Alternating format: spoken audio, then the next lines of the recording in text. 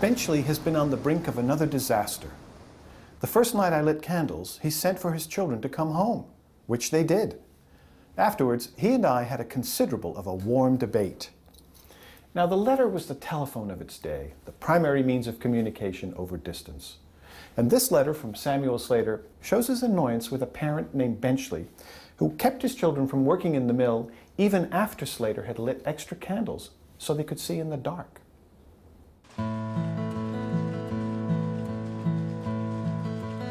Yes, children worked hard at Slater and at other mills throughout New England.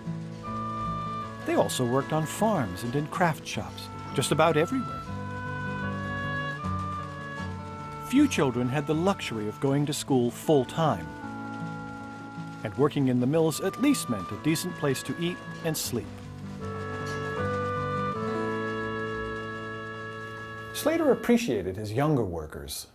What he complained about were their overly protective parents and the fickle adult workers who were constantly leaving him to work in other mills. He was also unhappy about his personal fortune.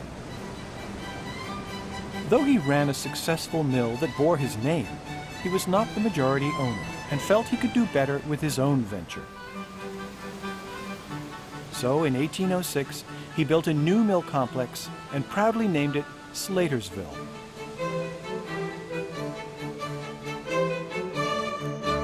Over the decades, the surrounding community grew along with the mill.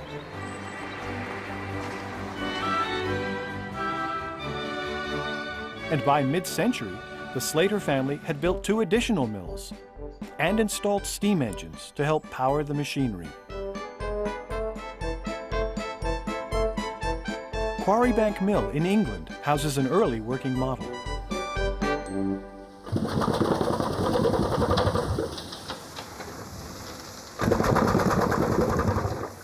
This remarkable contraption is an old steam engine. Look at the precise movement of the vertical piston. It's moved up and down by the rise and fall of steam pressure inside the cylinder. And that up and down motion is converted into rotary motion, which operates all the machines. This was a revolutionary device. It made it possible to run machines any time, any place, and in any kind of weather.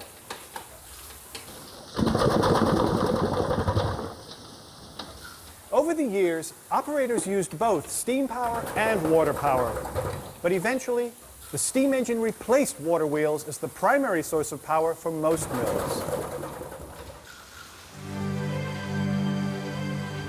With steam engines to run machinery, mills no longer had to be located near rivers. And once freed from the river, the stage was set for the demise of the New England mill.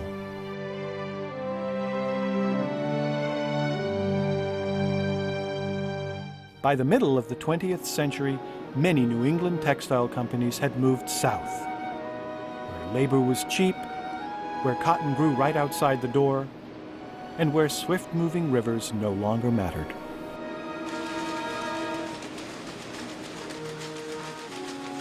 In more recent decades, the industry has moved to even cheaper labor markets in Asia and the Pacific.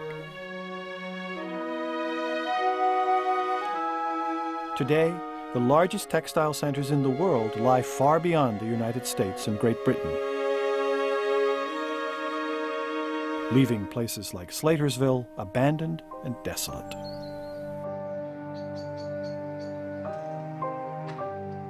In England and New England, the textile industry is only a shadow of the enterprise it once was, and many old mills are now rotting from neglect or completely gone. A few communities have restored mill buildings, turning them into apartments, shopping malls, even art studios. But here in New England, the industry that supported generation after generation of working families is, for the most part, over.